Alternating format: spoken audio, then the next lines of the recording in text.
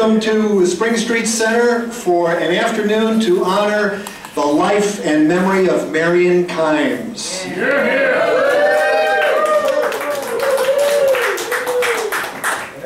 I'm Paul Nelson. I'm the rental agent of this house. So when Phoebe was saying she wanted to have a memorial for Marion, I said I got the place. So she wanted to have it here in the basement. And we're very grateful that you're here. Boy, those lights are right in my eyes. That's good.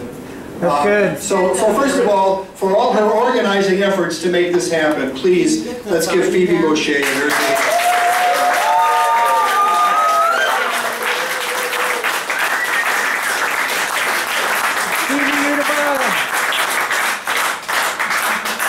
and Scott Martin, who also helped out, and everybody else who helped organize it.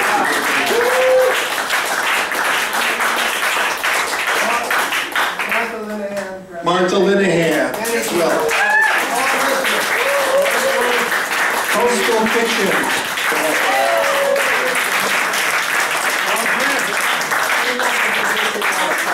You can just yell it out if I forget. Tom Prince. Tom Prince. Yeah, and he dressed for the occasion. Look at that, bow tie and everything. The books on the table are from the personal collection in the archive of Trudy Mercer. Trudy's been collecting this stuff and posting a lot of stuff on Facebook. For her efforts, she deserves a hand. There's one exception. The Red Sky at Night is from Elliot Bronstein. There you go. Elliot Bronstein.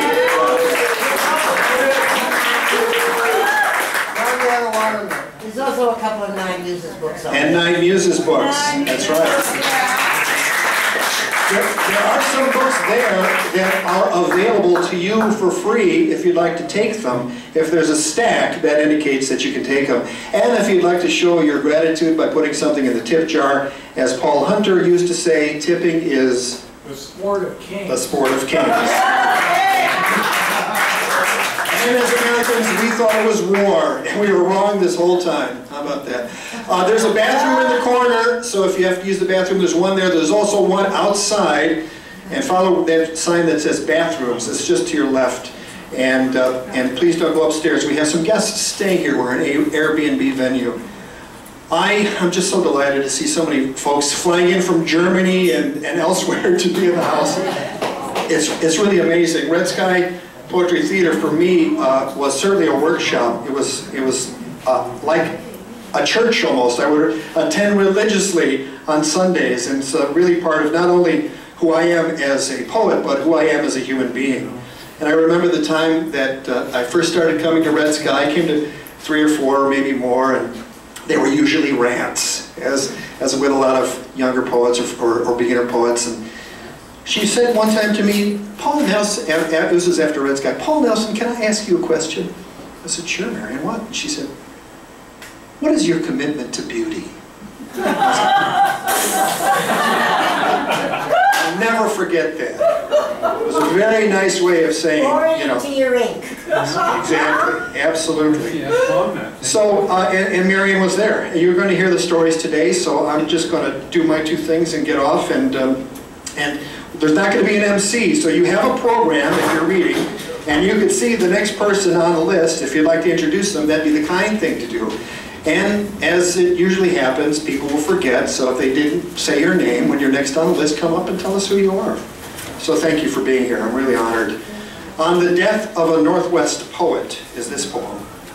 Another poet dies, and she is there. Can there be another mother of these poets? Can somehow collect them? As friends, garner trust, maybe sing them their blood-filled morning ragas or their red bean Cajun stomp. Who else knows the names? Next of kin, phone numbers, sets off the sad emails, though no computer whirs at her house. Who tallies the list of Elledge, Don, and now Louise, last seen firing a few lines off in the name of Médecins Sans Frontières?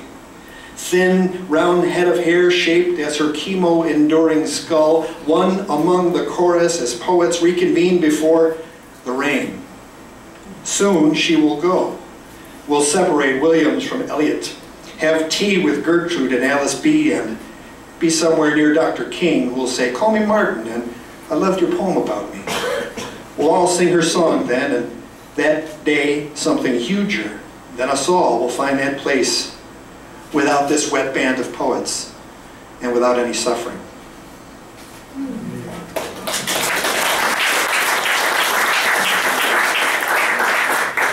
And from this book, a poem written by Marion called MLK Jr. Lovers who risk considerable loss may look at physical release as gift, a richness spent amidst great poverties of spirit. On this Martin Luther King Jr. Day, murder, mayhem, and treachery hold forth. And that guttural noise, that's me choking on talk of flawed life in essays and press reviews of Martin Luther King Jr.'s work. They mean that dissertation he wrote. They mean sex, passion, sensuous pleasure given, received. They mean their own secrets still lie hidden. Rule keepers can throw very well-aimed stones. The celibate, the monogamous, this ain't their thing. I wish his family no pain, but I do draw comfort from his being a lover, not gluttony, alcohol, or war. Not money, but love, the flaw. Please welcome Margareta Waterman.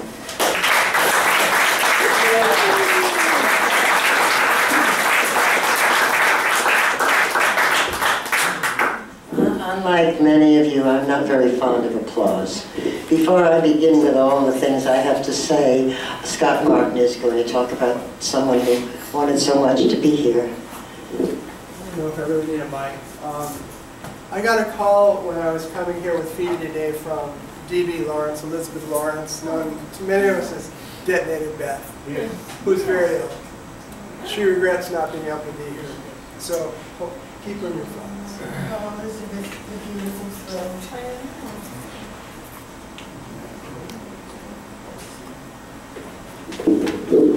I'm going to do the talking first because I want the poetry to stay with you.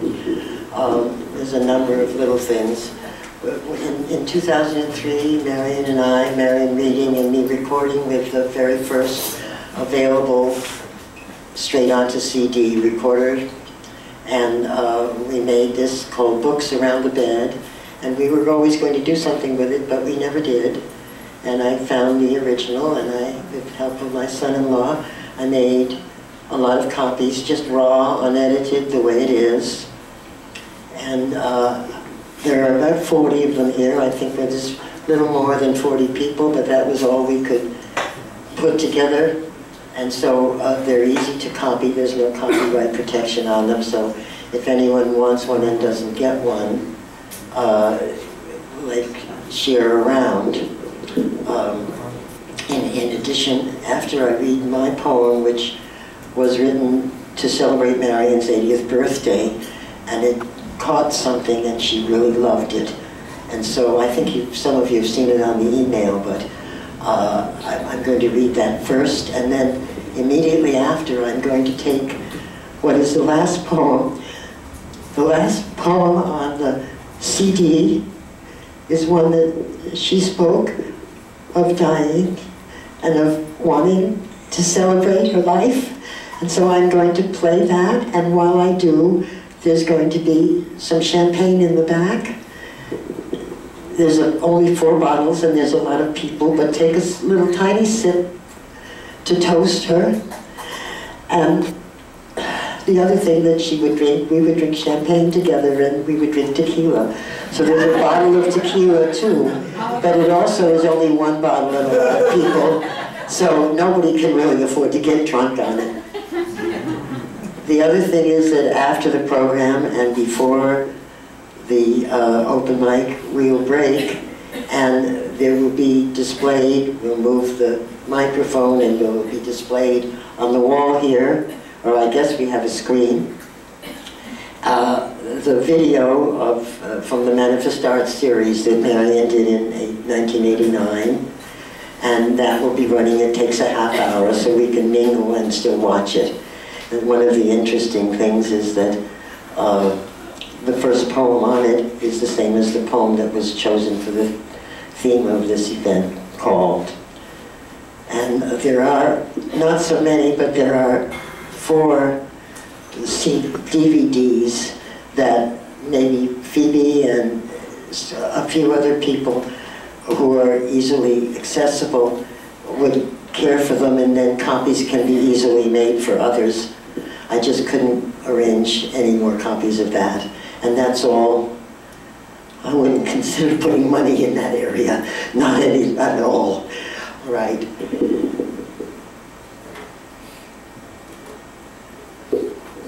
Did I say everything I promised to say, Phoebe?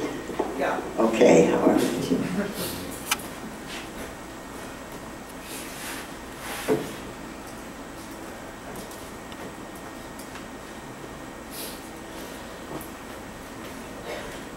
Unwilling Doyen to celebrate Marion Kimes on her 80th birthday. The only times I ever got mad at her, she wouldn't include herself when dividing the meager spoils of our cultural battles. But win them we did, over and over, making the light of language, the joy of art, the necessity of integrity so clear to so many politicians and poets, picking up the litter as she goes, calling attention never to herself, unremittingly to whatever requires recognizing. Loud and clear, holding aloft the flaming torch, singing with her whole body, over and over, generations of people with talent and heart, rescued from despair and confusion by her total sympathy. Nothing less than the best you can be. Fire couched in such a gentle lady makes you know you can.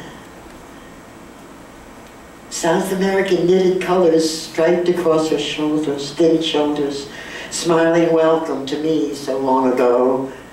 She hardly looks different now, slim and elegant, no childish self-doubt limits. No childish self-doubt limits the perfect beauty of her bones. Eyeglasses and still blonde fringe, gilded cage, the skull, for fragile brain to hold immortal mind.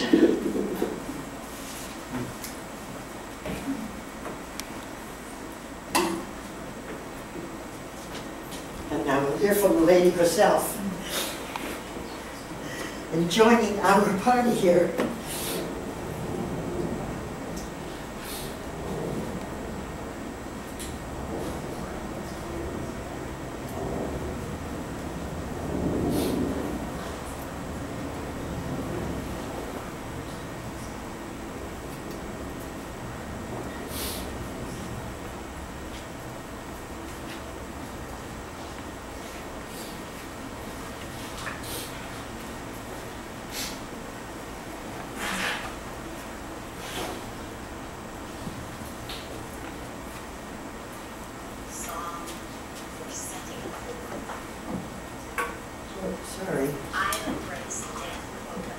start it over. I forgot to plug in the speakers.